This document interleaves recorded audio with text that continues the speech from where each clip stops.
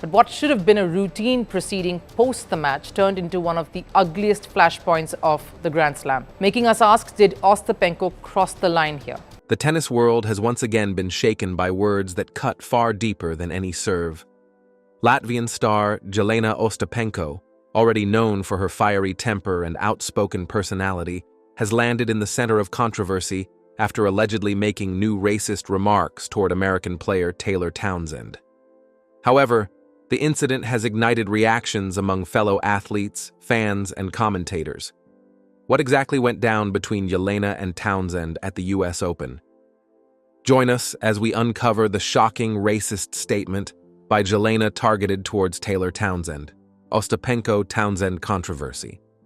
On August 28, 2025, at the US Open, the tennis courts witnessed one of the most heated and unsettling controversies in recent years. Taylor Townsend, the immensely skilled African-American tennis player, had just secured a commanding victory over Jeļena Ostapenko in straight sets, 7-5, 6-1. The match itself was a display of pure dominance by Townsend, but what happened afterward overshadowed her triumph.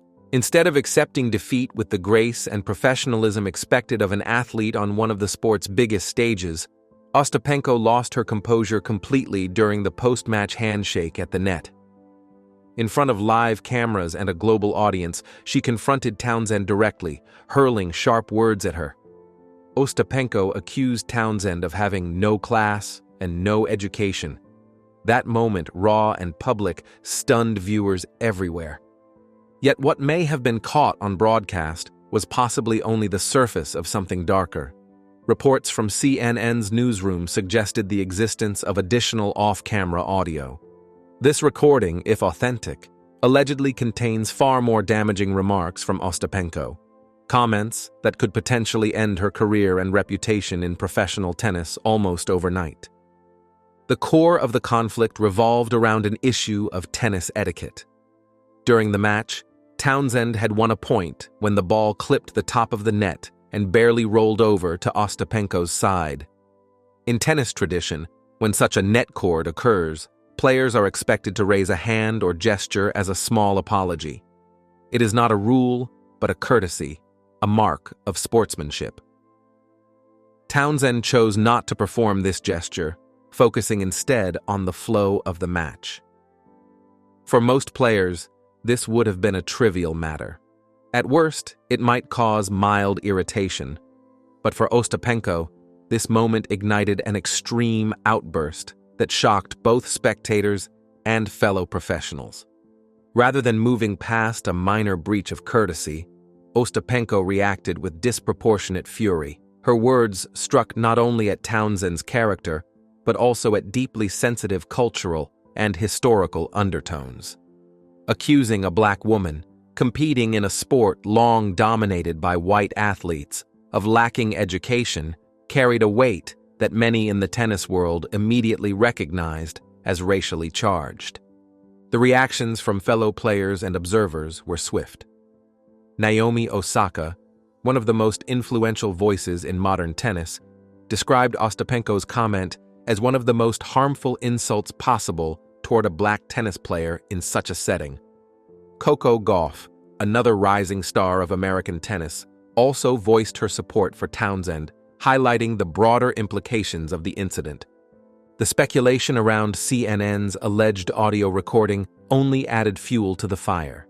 If the recording indeed contained racially explicit language, then Ostapenko's reputation would face irreversible damage.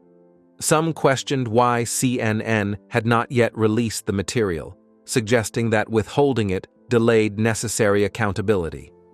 Others argued that caution was justified, since accusations of racism carry the power to destroy not just careers, but entire livelihoods. What is already undeniable, however, is the contrast in how both athletes handled the aftermath. Taylor Townsend carried herself with dignity and composure. When reporters pressed her about whether she believed Ostapenko's words carried racial intent, she carefully responded. Townsend explained that she did not personally interpret the remarks that way in the moment, but acknowledged the painful history. The stereotype of labeling black individuals as uneducated has long been used as a tool of discrimination. Her response demonstrated thoughtfulness and restraint, qualities that only highlighted the lack of composure shown by her opponent. Meanwhile, Ostapenko attempted to control the damage through social media. On Instagram, she claimed her anger had been directed solely at the issue of tennis etiquette, framing Townsend's refusal to apologize for the net cord as disrespectful behavior. But her attempt at justification faltered when she added another comment, suggesting that if Townsend competed in her homeland, it did not give her the right to act as she pleased. To many, it seemed an unnecessary and divisive statement that only deepened the controversy. By the close of the tournament day, the focus had shifted from Townsend's outstanding athletic performance to a scandal that shook the foundations of sportsmanship, race, and respect in professional tennis. What could have been remembered solely as a remarkable victory now stood as a defining moment in the broader conversation about equality, cultural sensitivity, and the responsibilities of athletes on the world stage.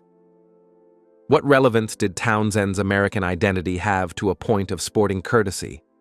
Did Jeļena show any remorse? Let's find out. Apology or damage control?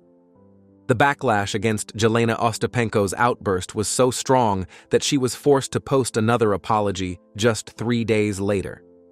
In this second attempt, she claimed that English is not her first language, and that when she spoke about education, she was only referring to tennis etiquette. But let's be honest, that excuse sounded like nothing more than desperate damage control. You don't just accidentally tell another player that they have no class and no education because of a language barrier. Those are very sharp and deliberate insults, and they translate clearly in almost every language. What made the situation even more remarkable was Taylor Townsend's response when she found out about this so-called apology. She had just finished her doubles match when reporters told her, and she admitted she hadn't even heard about it yet. Instead of showing anger, she simply smiled and said, "That's nice that she did that she apologized. That's fine. That's cool." The calmness, grace, and maturity she showed in that moment were extraordinary. She also added that Ostapenko had never reached out to her personally, which says a lot about how genuine that apology really was, or wasn't. But this story gets even stranger when you realize what triggered the entire drama. The whole incident started because of something that isn't even an official rule in tennis. The so-called net cord apology, where a player says sorry if their ball clips the net and still lands in play, is not a rule, but just a tradition of politeness. Some players follow it, some don't, and most honestly, don't care either way. For example, Aryna Sabalenka admitted she was annoyed once at Wimbledon when Amanda Anisimova didn't apologize for a net cord. But even then, Sabalenka didn't chase her opponent after the match, hurl insults, or attack her intelligence and character. That's what makes Ostapenko's reaction so different and so disturbing. You don't explode on another player just because of a missed polite gesture. You don't accuse someone of having no class and no education simply over tennis etiquette. When you add in the exact words she used against Taylor, specifically targeting her class and education, it starts to look far uglier, suggesting there may have been something deeper going on beneath the surface. And if reports are true that CNN has additional audio that makes Ostapenko's remarks even worse, then this could turn into a scandal capable of shaking the entire tennis world. Because at that point, it's not just about one angry outburst or one misunderstanding between two athletes.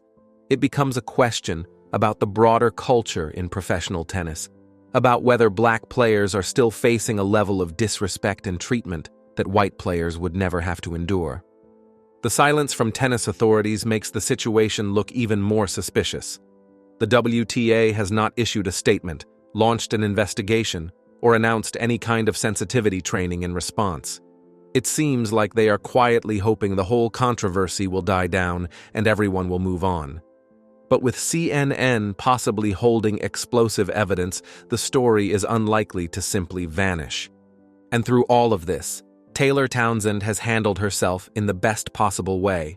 She has not played the victim, She has not demanded endless apologies. She has let her racket do the talking. Right after all this drama, she went on to defeat Mira Andreeva, the world number 5, and advanced into the 4th round of the US Open. Her calm, her strength, and her refusal to be dragged into the mud have made her stand out even more. This is why the incident has struck such a nerve, because everyone can see it was never really about tennis etiquette. A simple net cord "sorry" doesn't spark such a storm. When you mix in the words Ostapenko chose, the lack of a personal apology, the silence of the tennis establishment, and the possibility of hidden audio evidence, it paints a picture much darker than just a clash between two players. So, how did Taylor react? Let's take a closer look. Taylor Townsend's response. Taylor Townsend's response to the controversy has been measured and dignified. She did not portray herself as a victim, nor did she demand apologies. Instead, she stated her perspective calmly and continued with her career. Shortly after the incident, she defeated Mira Andreeva, the world number 5, and advanced to the 4th round of the United States Open. Rather than engaging in disputes, she has allowed her performance on the court to speak for her. This stands in stark contrast to the ongoing debates over net court etiquette and the troubling racial undertones of the incident. That such conversations are still necessary in the year 2025 is disheartening. It is deeply troubling that Black athletes continue to face attacks on their character and intelligence from competitors during professional sporting events broadcast live to the world. The situation then becomes clouded with arguments over whether such remarks are explicitly racist or merely the product of poor wording due to language barriers.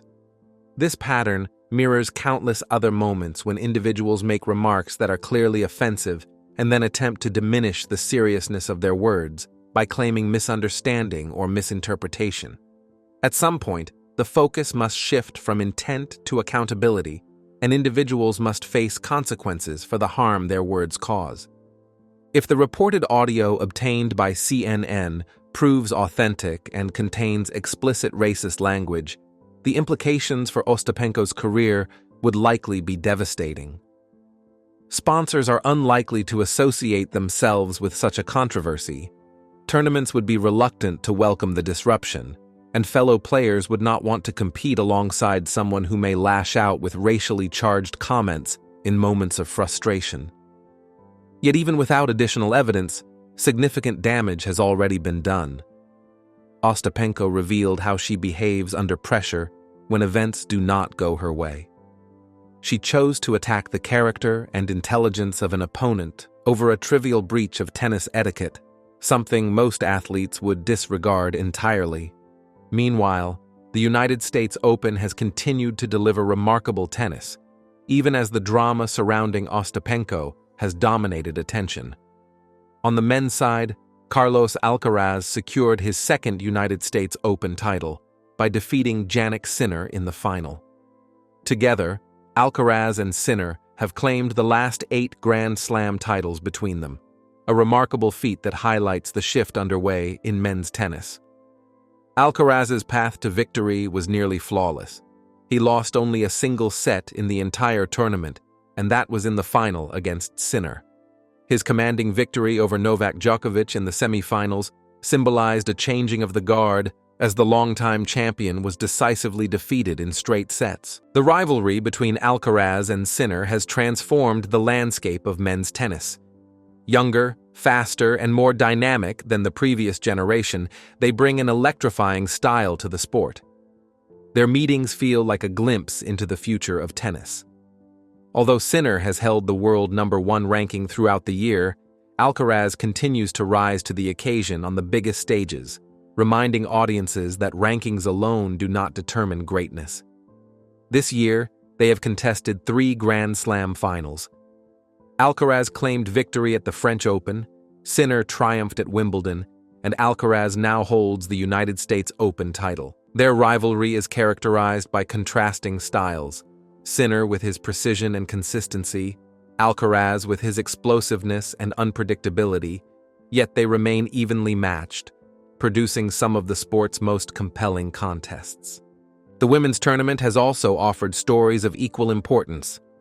Aryna Sabalenka achieved a historic milestone by becoming the first woman since Serena Williams to win back-to-back United States Open titles.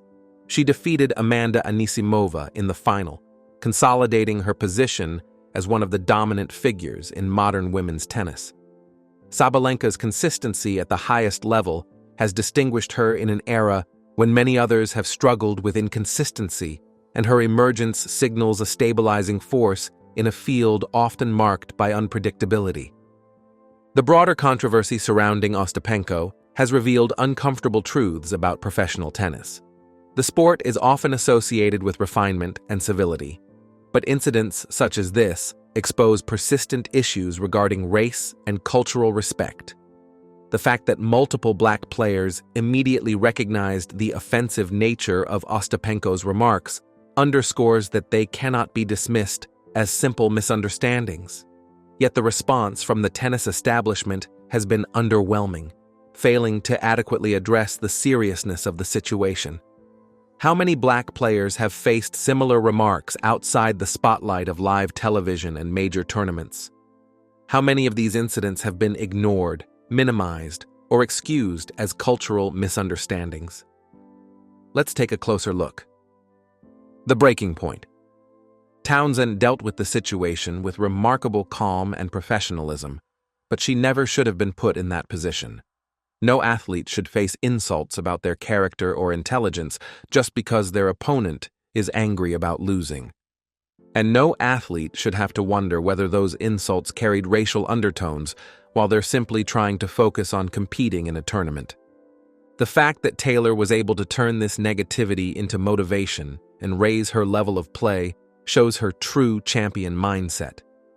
But imagine how much stronger her performance could have been if she didn't have to deal with such distractions in the first place. This is why the rumored CNN audio matters so much if it exists. Right now, Ostapenko hides behind claims about language barriers and tennis etiquette. But if a recording proves she made explicitly racist remarks, then we can stop treating this as a misunderstanding and start facing the reality of deeper problems in professional tennis. The timing also matters. We're in an era where athletes feel more empowered than ever to speak out about discrimination and unfair treatment.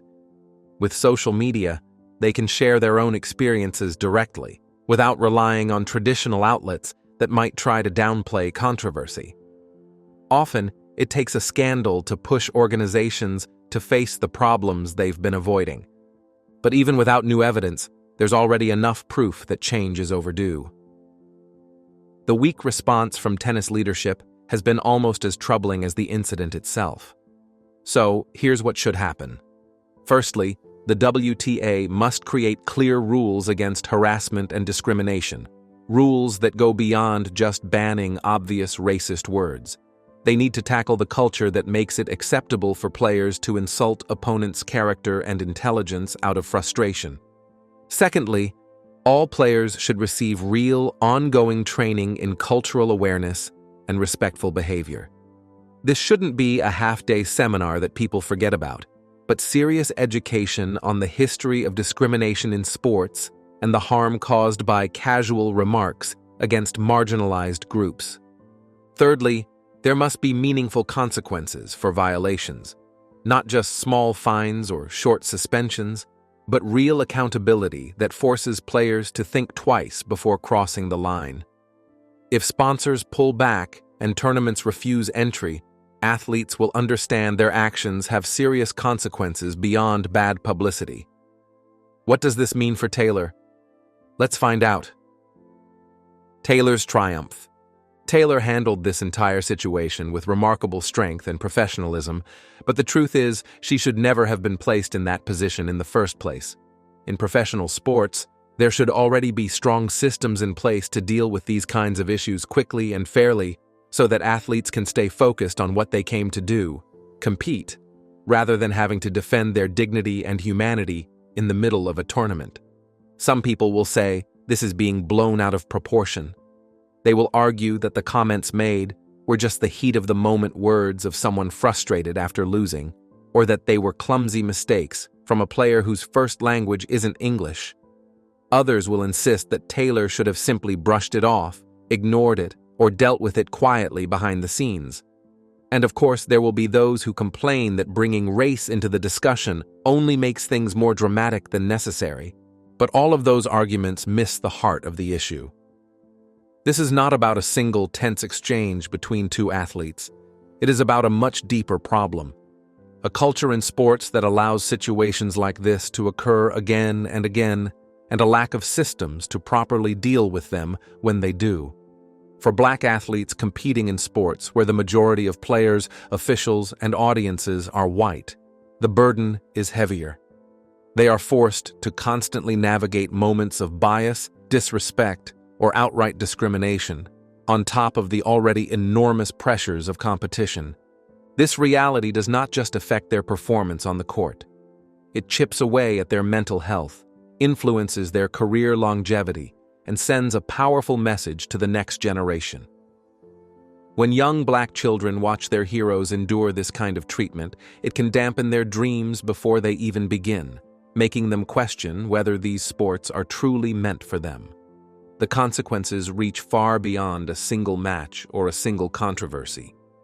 The real question is whether professional sports are willing to be genuinely inclusive spaces, places where every athlete can compete freely without the constant fear of harassment, insult, or discrimination. This is bigger than tennis. This is about fairness, equality, and the values that define modern sports. And if CNN truly does hold audio recordings that show this situation to be even uglier than what has already been reported, then releasing them would be a service to the truth. Sometimes it takes exposing the full, unfiltered reality to finally force institutions to address problems they have long ignored.